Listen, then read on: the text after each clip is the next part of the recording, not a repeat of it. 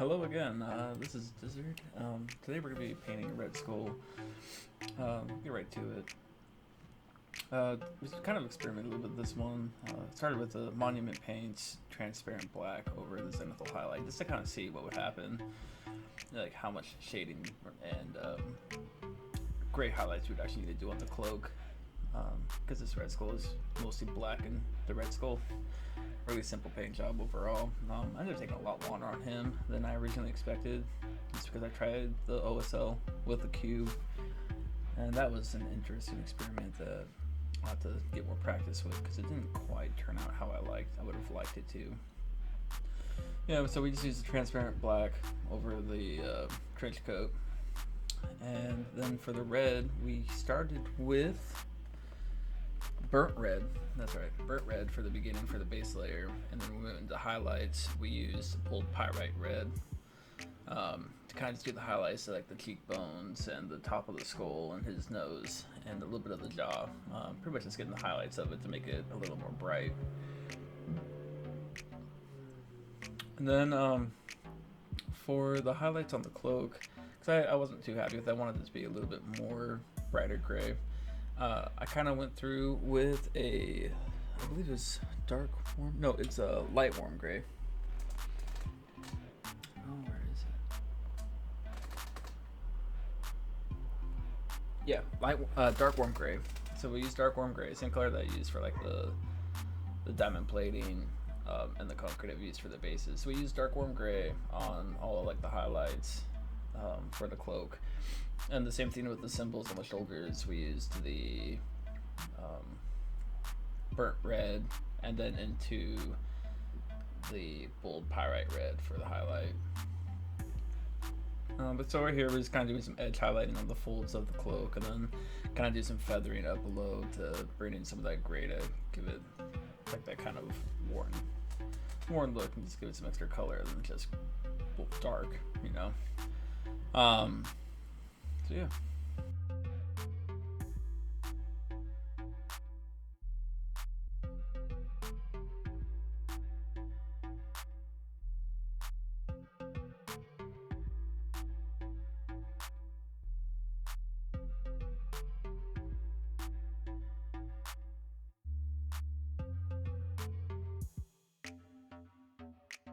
So at this point, I kind of wanted to go through and darken it up a little bit, so we went through a little wash in certain areas, just using regular nuln oil, just to, you know, darken up the little shadows a little bit more than they already were, and give some more depth to the model. We also used the nuln oil in the recesses of the face to really kind of darken up the face, and at the pit of the hand to separate the fingers and the fist. And it added a lot more detail to the face. I was really happy with how the head was looking. It really made me question if I wanted to go with the OSL or not, just because I was really happy with how the model looked before the OSL.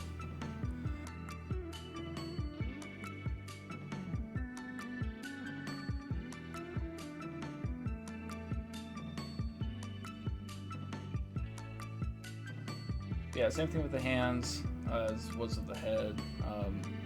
Base coat with the burnt red and highlight with the bold pyrite red.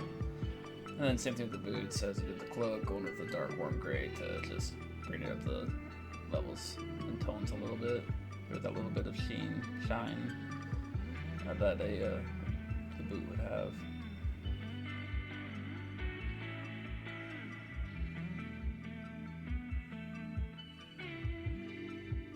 And here's that highlight I keep talking about, just going through. Sorry about that little clip. I had a few issues where I was going off camera when I was doing the highlights.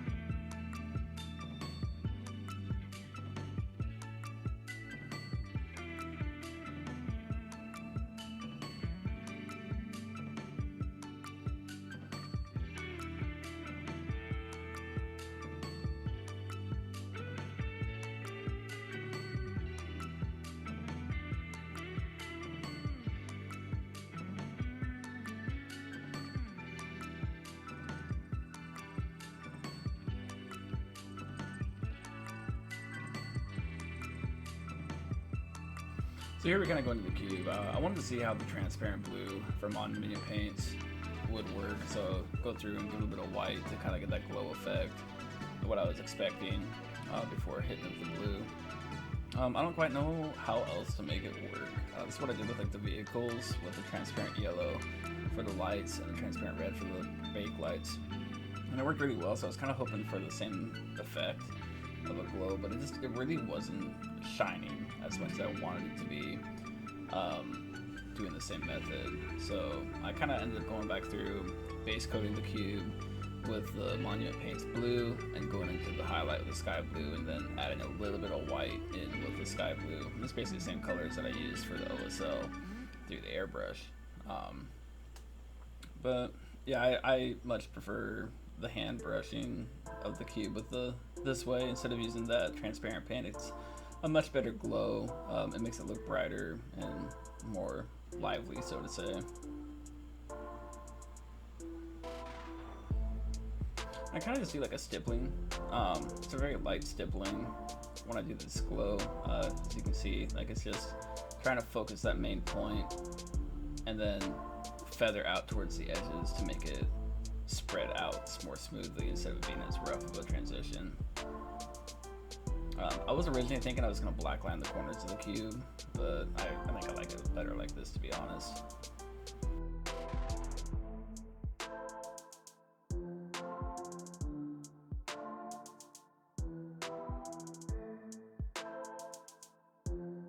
And here we used copper actually. I used an actual metallic copper to do the belt buckle and the buttons. Really just wanted to shine, and I haven't practiced that much with NMM or non-metallic metal to really be happy with attempting it. Like I mean, I tried OSL, so one of these days I'll actually get to it. As a matter of fact, actually, when I painted Doc Ock, I did a non-metallic metal for his claws. Did a dark gray up to a white to really give it a shine, and it came out really well. But as far as like golds and brass and coppers, haven't practiced those at all, so I just need to give it a shot one of these days.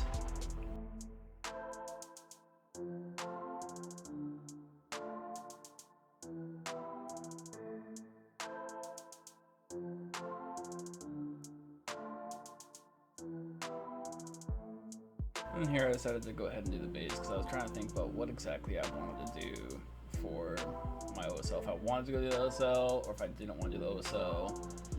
It was a real, I guess, struggle bus for me to decide what I wanted to do. Eventually I decided to go for it, and here we go with the OSL.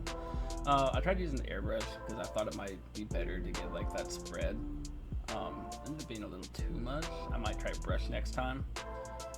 But we started with the blue, and we go into the sky blue, and then we go into the sky blue with a little bit of white. And then as we come across it, you'll see I ended up thinking it was too much, and talking to some other people and sending pictures, it was too much and cut back quite a bit compared to where it was originally. It kind of makes the glow less good, I guess, for lack of better terms, because it's more cut off. I tried to feather in some of the gray to kind of give it the spread of like a light would give, but I think at that point I was just getting a little irritated and decided to call it good enough, you know. I just have to get more practice with that OSL and try it more and just actually attempt it more often. Like the glow looks good, but I just need to get better with the spread.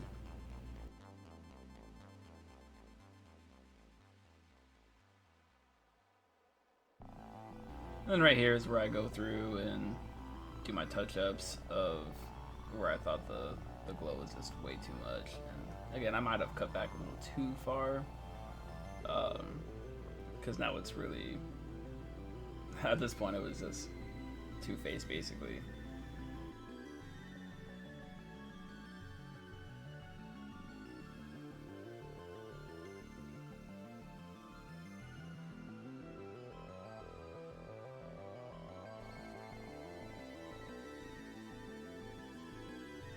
Then we're going back through some touch-ups on the cube and some other spots to just bring it back all together.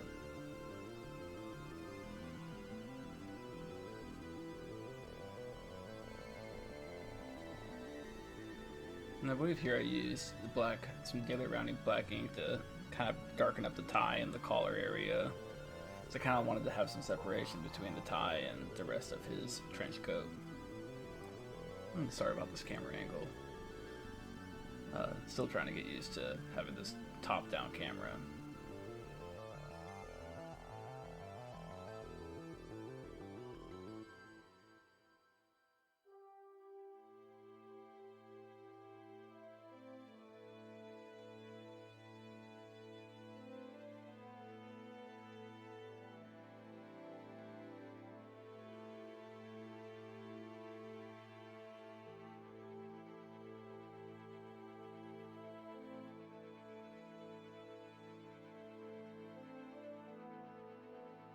And here we're just doing some touch-ups that some of the overspray had gotten, so just cleaning it up a little bit.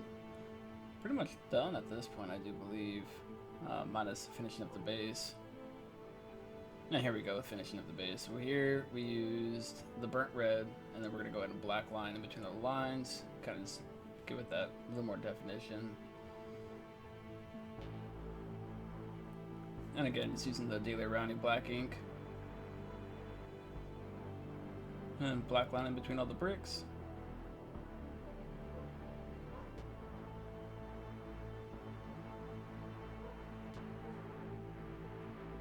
Around here I used a little bit of the bold pyrite red just to bring up the bricks on another little bit of a tone.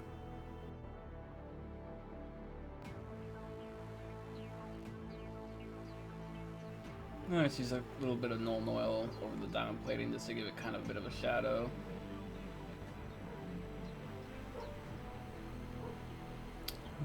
That's it. Thanks again for watching and stopping by and checking out the video. Hopefully you enjoyed it, and check out some other videos I posted between Hulk and Venom and now Red Skull. And pretty soon I'll have Doc Ock. But again, thanks for stopping by, and hope you